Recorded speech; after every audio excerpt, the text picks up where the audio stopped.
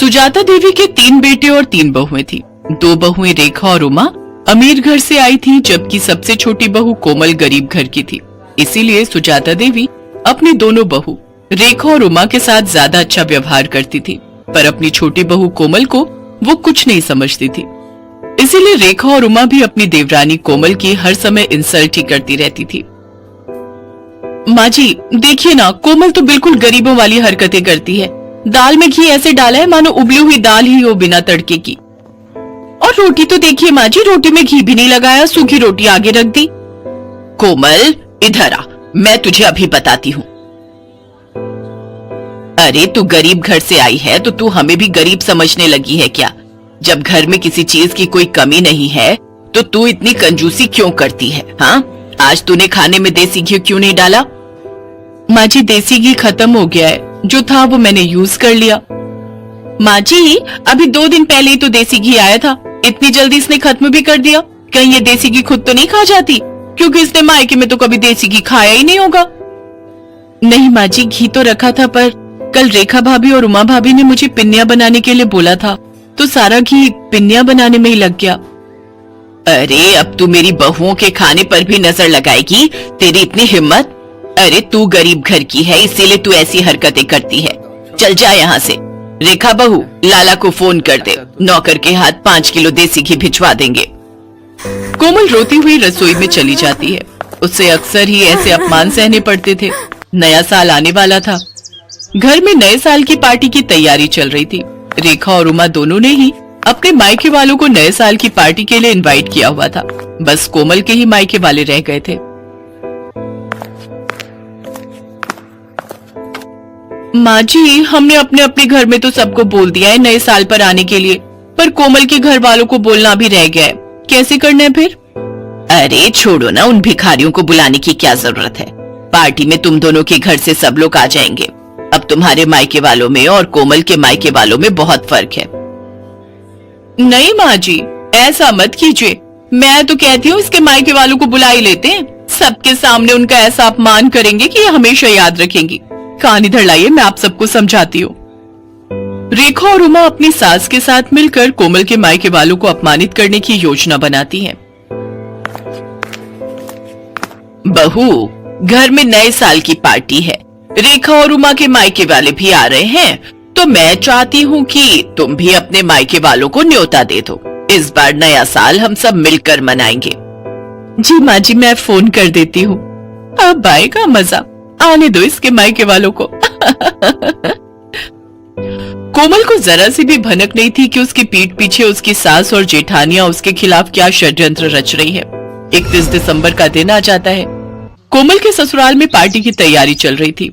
रेखा और उमा के मायके वाले आने शुरू हो गए थे। रेखा और उमा ने रसोई में घुसकर तक नहीं देखा, वो तो अपने मायके वालों के साथ ही बातों में लगी हुई थी।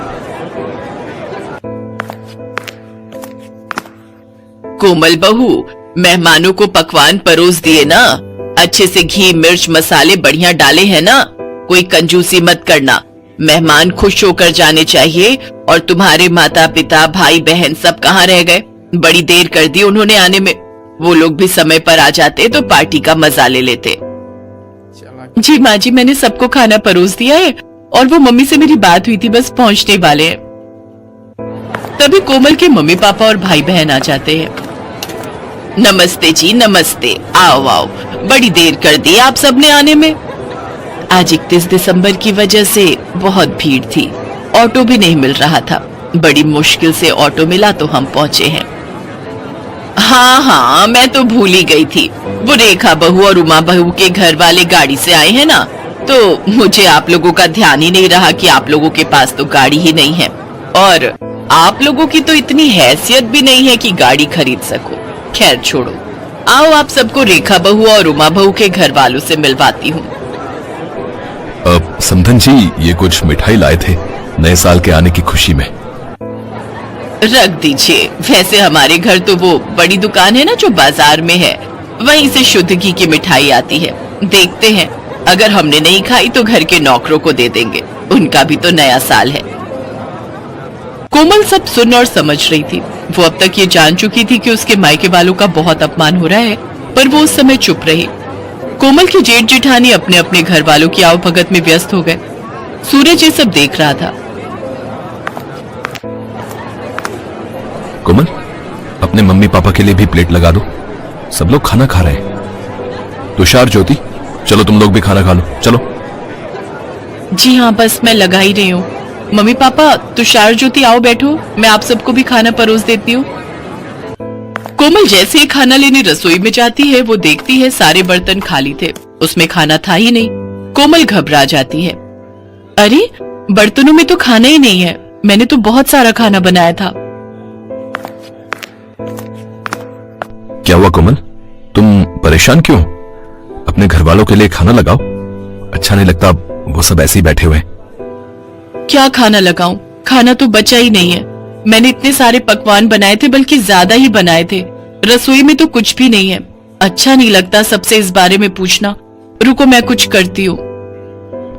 पर ऐसा कैसे हो सकता है? अगर तुमने ज्यादा खाना बनाया था तो आखिर खाना खत्म कैसे हो गया?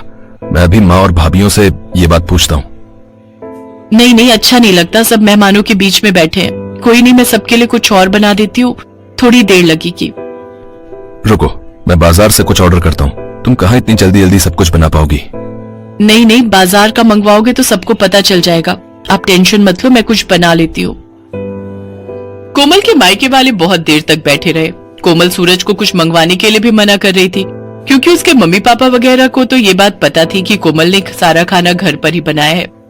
कोमल अपने मम्मी पापा का सम्मान रखने के लिए जल्दी जल्दी पूड़ियां और साथ में आलू की सब्जी बनाने लगी। तभी उसकी सास और दोनों जेठानी रसोई में आ गई। अरे कोमल, तुम ये पूड़ियां क्यों तल रही हो? इतना सारा खाना तो बचा हुआ है। अरे भाभी, आप समझते क्यों नहीं हो? कोमल अपने मम्मी पापा, अपने भाई बहनों को गरम गरम खाना खिलाना चाहती है। इसने हमारे घर वालों को तो ठंडा खाना खिला दिया, अब अपने घर वालों को बढ़िया पकवान खिलाना चाहती है। इसके घर वालों ने कभी ऐसा बढ़िया खाना खाया नहीं होगा ना, तभी ये ऐसा कर रही है। जब इतना खाना पड़ा था तो ये सब बनाने की क्या जरूरत थी बहू? ये देखो कितना सारा खाना बचा हुआ है। ये थोड़ी है कि हम अच्छे खासे पैसे वाले हैं तो खाने की बर्बादी करें।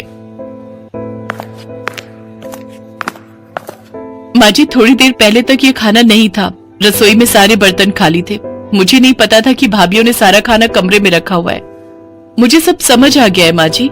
मैं चाहे जितना मर्जी आप लोगों के लिए कर लूं, पर आप लोग जानबूझकर मुझे अपमानित करना हमेशा से ही चाहते हो। कमरे में मेरे मम्मी पापा और मेरे भाई बहन बैठे हुए हैं। अब मेरा मन नहीं है कि मैं इस घर में रुकूं। मैं उन लोगों के साथ अपने घर जा रही हूँ, अपनी माँ के घर। मुझे तो ऐसा लगता है कि यहाँ पर कोई मेरा अपना है ही नहीं। सूरज जी, मैं यहाँ नहीं रुक सकती। जहाँ इज्जत नहीं हो वहां से चले जाना ही अच्छा है। रुको कोमल, तुम अकेली नहीं जाओगी, मैं भी तुम्हारे साथ चलूंगा। अब हम यहाँ रहेंगे ही नहीं। जहाँ मेरी पत्नी की इज्जत नहीं, वहां मैं भी नहीं रह सकता। मैं भी कब से अपने आप को रोक कर बैठा था। अरे सूरज, ऐसा नहीं कहते। कोई बात नहीं, छोटी छोटी बातें होती रहती हैं। कोमल, गुस्सा थूक दो। और माँ, आप सब भी नए साल के दिन इस तरह की हरकतें करके घर में क्यों सबका मूड खराब कर रहे हो? कोमल, शांत हो जाओ, अभी मेहमान चले जाएंगे, उसके बाद हम कल बात करेंगे। कोमल की सास और जेठानियां यही सोच रही थी कि शायद उन्होंने कुछ ज्यादा ही गलत कर दिया, पर अब बहुत देर हो चुकी थी। सूरज और कोमल ने अलग रहने का फैसला कर लिया और कुछ ही दिनों बाद वे दोनों अलग रहने चले गए।